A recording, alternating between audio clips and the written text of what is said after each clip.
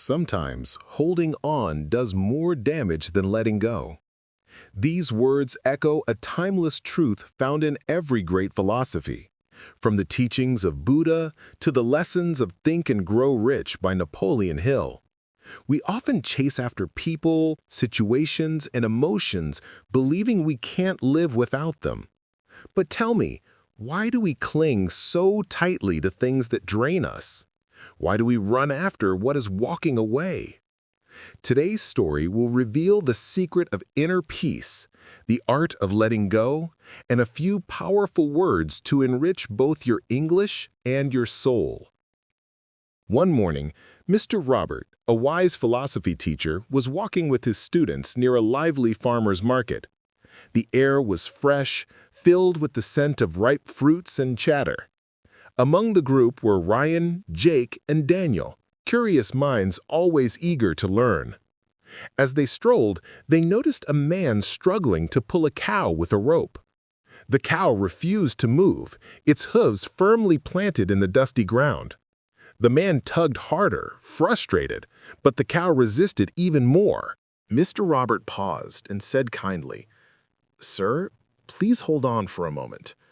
Then he turned to his students. "Gather around," he said with a calm smile. "I want to show you something important." He pointed at the scene and asked, "Tell me, who is really tied to whom?" Obviously, the man is the master. He's holding the rope and the cow is tied. Wherever he goes, the cow must follow. Mr. Robert nodded thoughtfully. "A fair answer," he said, "but let's test it." He reached into his bag, took out a pair of scissors, and without hesitation, snip, cut the rope. In an instant, the cow bolted away, running toward the open fields. The man shouted and sprinted after it, leaving his basket behind. Mr. Robert turned to his students. "Now, my friends," he said softly, "who was truly tied?" The students stood silent, their eyes wide with realization. "The cow had no interest in the man," Mr. Robert continued. "It wanted freedom all along. But the man, he was attached. He couldn't let go. He believed he was in control, but in truth, he was the one being controlled." He paused for a moment, letting the lesson sink in. "You see," he went on, "in life, we are often like that man. We hold on tightly to people, possessions, or painful thoughts, believing they give us purpose or comfort. But these attachments quietly enslave us. We think we own them, yet they own our peace of mind." Daniel asked softly, "Sir, are you saying we should stop caring?" Mr. Roberts smiled. "Not stop caring, Daniel, but learn to care without clinging. There's a difference between love and attachment. Love allows freedom. Attachment demands control."